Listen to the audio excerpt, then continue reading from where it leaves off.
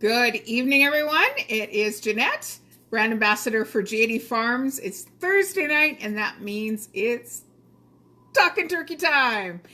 So I am so glad to be with you this evening as we talk turkey and make a new recipe creation using beautiful JD Farms products. So tonight I'm using the turkey fillet, and we're going to do something really interesting with it. I am using in the ingredients as well the turkey spice rub. I got to tell you guys, get yourself a little jar of this. It's got all the great seasonings in it. Love it. It's my go-to spice, paprika and salt and dehydrated onion, a little bit of brown sugar, garlic. It's just an all-around really great little spice to have. Also going to use a little bit of herbs de Provence, the JD Farms, and a little bit of the Greek seasoning. Tonight's recipe is about rolling it up, stuffing it up, and rolling it up. So this is a take on, I believe it's a German recipe called Rouladen, and it's where you take meat and you, like beef, and you pound it out really, really thin. But I'm like, you know what? I'm going to do this with turkey,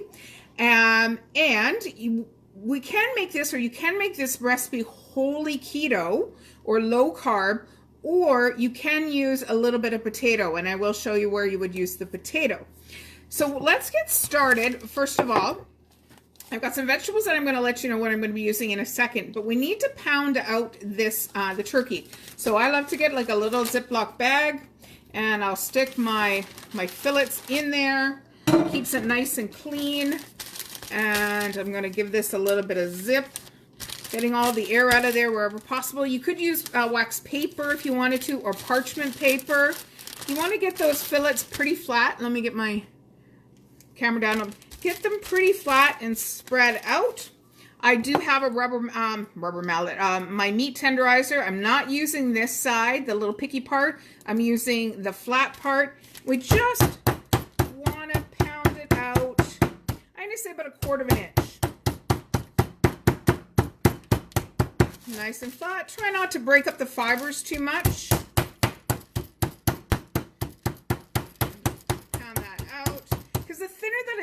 The thinner that it's pounded out, the easier it's going to roll. Oh, I got my toothpicks that we're going to need, and they're bouncing all over the place. I'm just going to move these up here.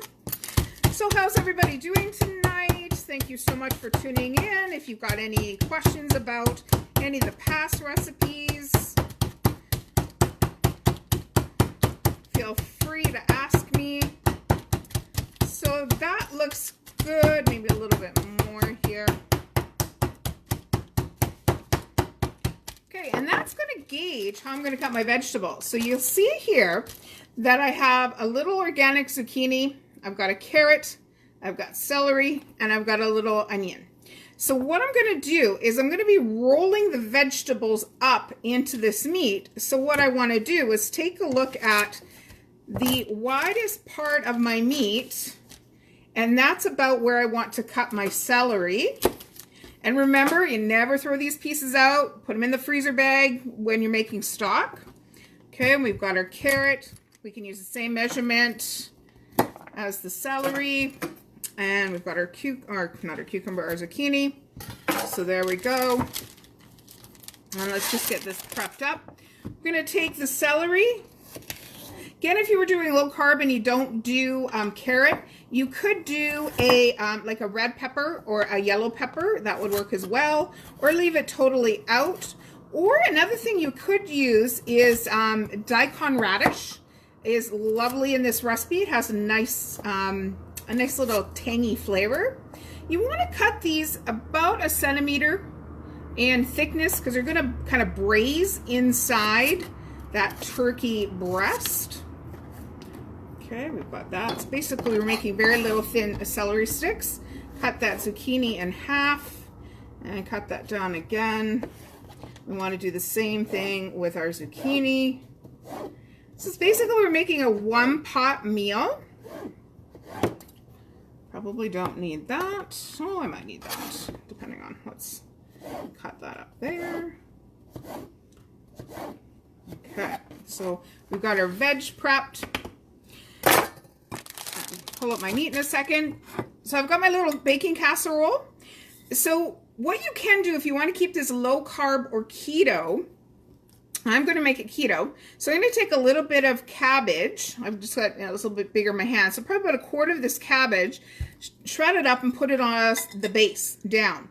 If you wanted to make it not keto, I've got a beautiful purple potato, or I've got a waxy yellow potato. You would slice this up very, very thin to kind of put it as a base, because you don't want the meat to be sitting directly on the bottom. You want it to kind of be sitting up so it can kind of steam around. Okay. I also do have my saute pan because we are going to give this a little bit of a saute to brown it before we put it in. Okay, I've got the one piece here, the one piece here, and I forgot my cloth. I'll be right back. Oh, and I forgot the onion. Oh, gotta prep up my onion.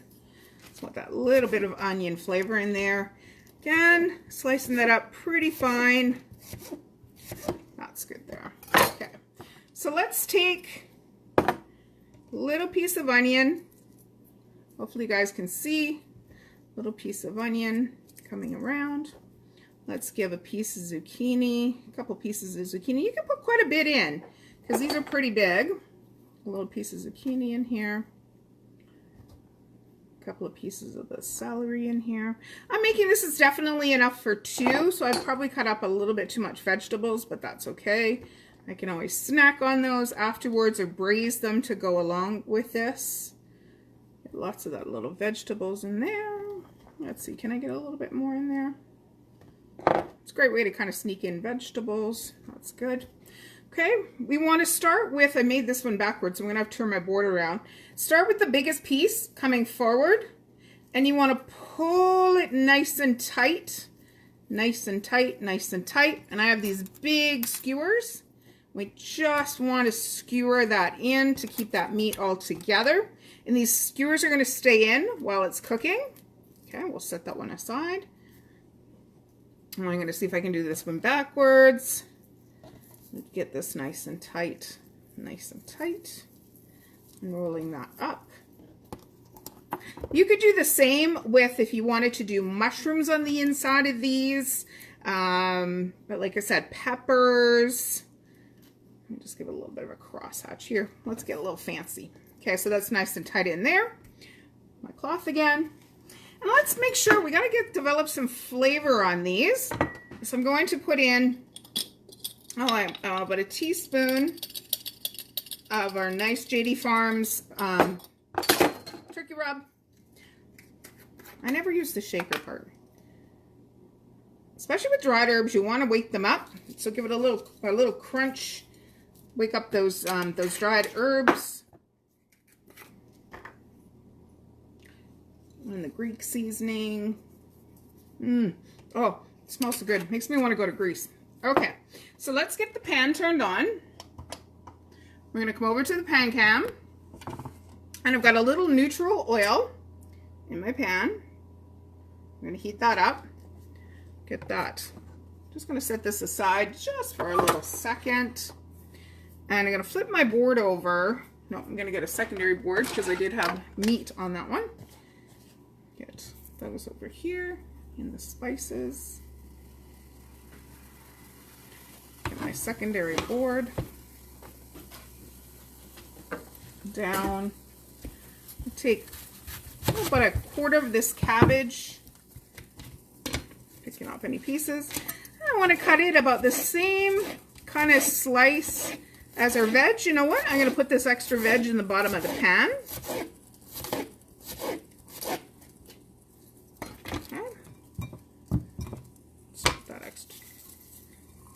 Put that cabbage down. So yeah, why not? Let's put these extra little bits of vegetable on the bottom.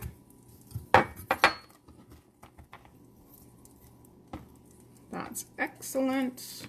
Okay, so because our meat is going to rest on there. Okay, so I'm just going to move that oil around a bit.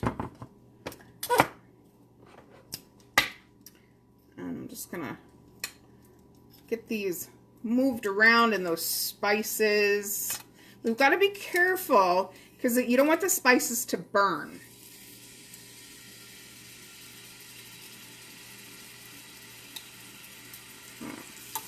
just going to get a little bit of a sear. Those extra spices can go in there. Let's turn that up. Okay, we'll watch that. We'll come back over here. Okay. So how we're going to braise this is, if you remember, I taught you guys how to make that beautiful stock. So I actually did something pretty cool with my bones. So I had quite a bit of bones. I did half the bones in the pressure cooker very quickly to develop a big flavor really quickly. And then I took half the bones and I did it in the crock pot. So now this is a blend of that very quick cooking stock and that really slow stock. So look at the beautiful color by browning those bones. The celery, the carrots, the onions, all those, that mirepoix that was down at the bottom gave up all its great flavors into my stock. I'm just going to chop up this other little bits of celery. Let's throw that in the bottom. And this little bit of zucchini. Oh, I can smell my spices warming up. I'm just putting that down. There we go. So we've got that ready to go. Let's go back to the pan cam. Give that a turn. Perfect. This is what we're looking for, guys. We're looking for that nice little bit of caramelization, which is the flavor that's being developed. Perfect. Look at that one. We're not cooking them all the way through.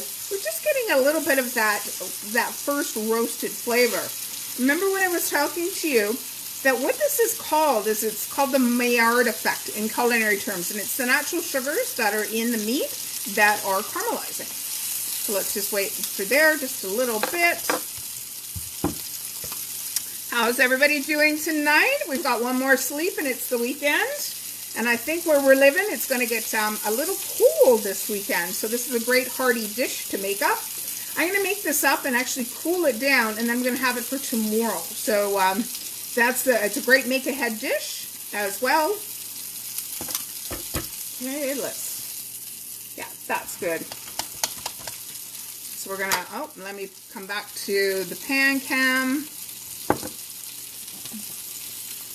Okay, we've got our dish.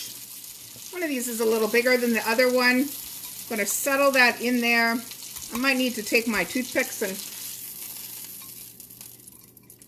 kind of give that a little bit of a squish down there. Turn my pan off here. Perfect. And we pour this braising liquid on top. So this is our beautiful stock that we made with caramelizing our bones. A little bit of the spices that are in there. I've got my lid.